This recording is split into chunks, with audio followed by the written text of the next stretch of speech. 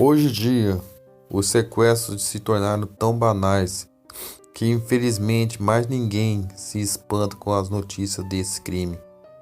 Entretanto, no início dos anos 70, não era nada usual que as pessoas fossem raptadas aqui no Brasil, muito menos crianças indefesas, pois a história que vamos contar a seguir não só envolveu uma criança, como jamais foi solucionado. E é por isso que ele ainda é considerado um dos casos de sequestro mais misteriosos do país, o caso de Carlinhos.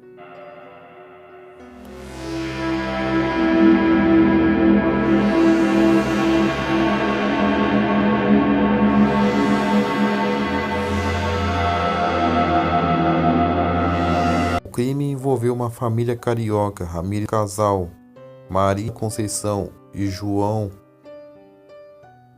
e seus 7 filhos, Carmen, Vera Lúcia, Carmen, Eduardo, João, Carlos, Roberto e Luciana, que na época tinham apenas 15, 14, 13, 11, 10, 8, 3 anos de idade, respectivamente.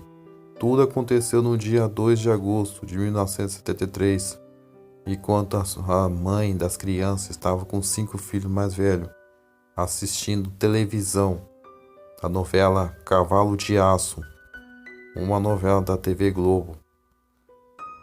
Maria da Conceição encontrava em casa com Vera Lúcia, Carmen, Eduardo, João e Carlos, ou conhecido como Carlinhos, como era chamado pela família, assistindo a novela das 8, quando de repente ocorreu um corte de energia e a família ficou completamente à escura.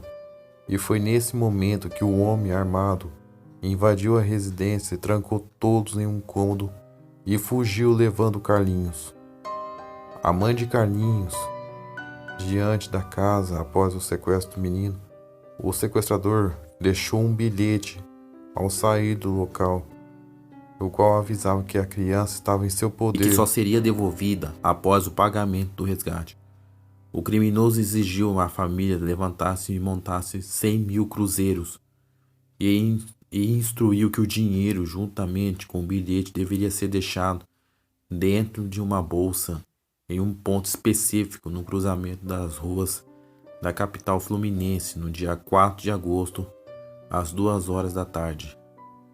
A nota também dizia que se a família tivesse qualquer reação, a vítima seria liquidada. Carlinhos, o pai de Carlinhos, encontrava com os 2 filhos menores, Roberto e Luciana, trabalhando em um laboratório farmacêutico que pertencia a Ramírez Costa. Apesar de serem proprietários do negócio, os pais do menino não possuíam dinheiro, exigindo pagar o resgate de comunidade, e a comunidade ficou comovida e se uniu para fazer as doações. Além disso, as autoridades cariocas não tinham qualquer experiência na época de lidar com casos de sequestro.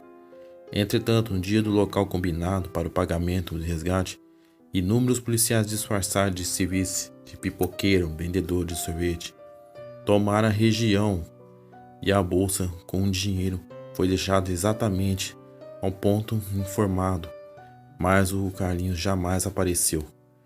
Devido à negligência por ter deixado os repórteres fazerem reportagem ao vivo, divulgando o local onde os criminosos iam pegar o dinheiro, e isso acabou fazendo os criminosos, o dinheiro, claro, abandonarem totalmente o plano.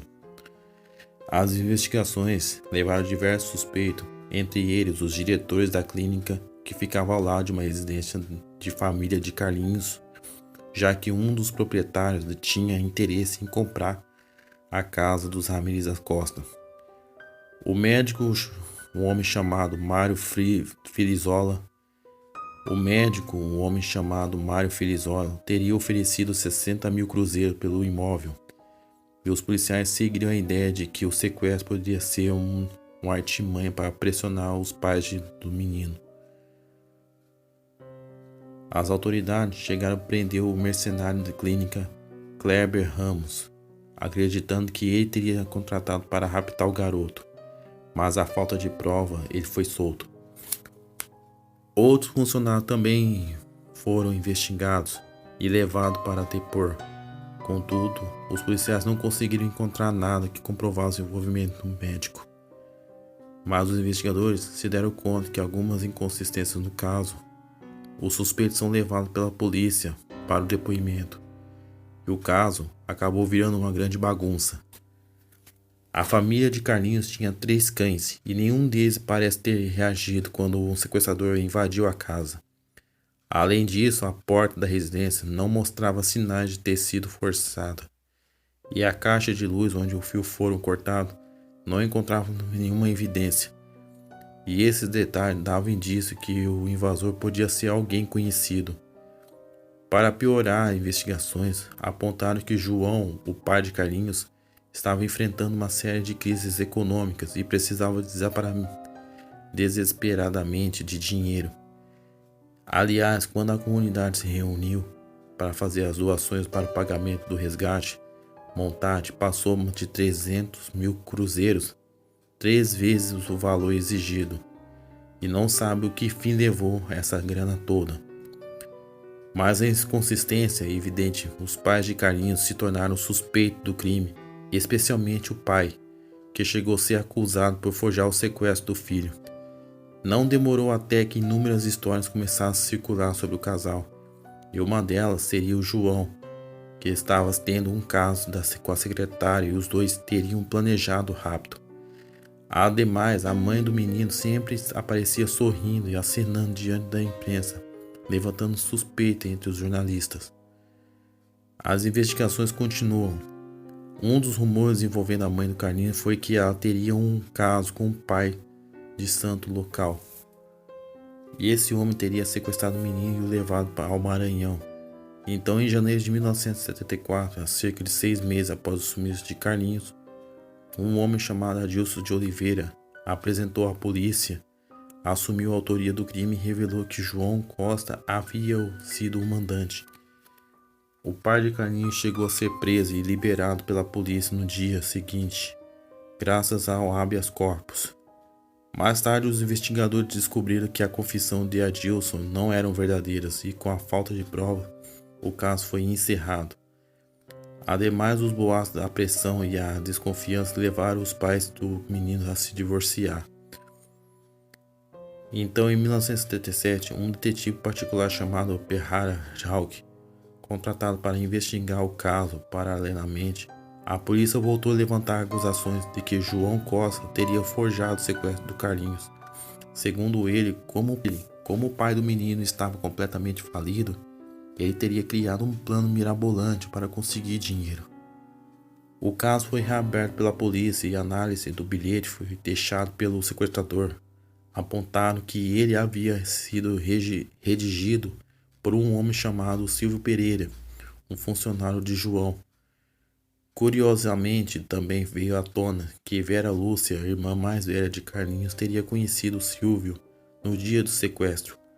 Mas depois de dizer isso ao pai, João teria dito à filha que se ela falasse a respeito do assunto, ele seria preso.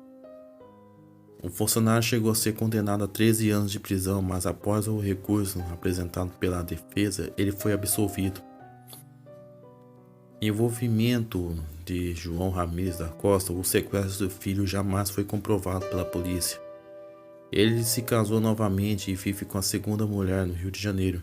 Já a mãe do menino, Maria de Conceição, mora em uma kitnet com a filha mais velha e já recebeu visita de mais 10 homens que diziam ser Carlinhos. Contudo, o exame de DNA revelaram que nenhum deles é seu filho. Um deles, um homem que continua fazendo a visita esporádica a Maria de Conceição até hoje. E um desses homens continua fazendo a visita esporádica a Maria Conceição até hoje. Os pais do menino vivem com dificuldade financeira e ninguém sabe como o dinheiro do resgate foi utilizado. Sem solução. O que realmente aconteceu no dia em que o menino desapareceu ainda é um mistério. E esse foi o caso que eu contei, o caso de Carlinhos. Se você gostou do vídeo, clique em gostei, compartilhe com seus amigos e clique no sininho E comente qual o próximo caso que você quer que eu comente. O que você achou desse caso? Até mais.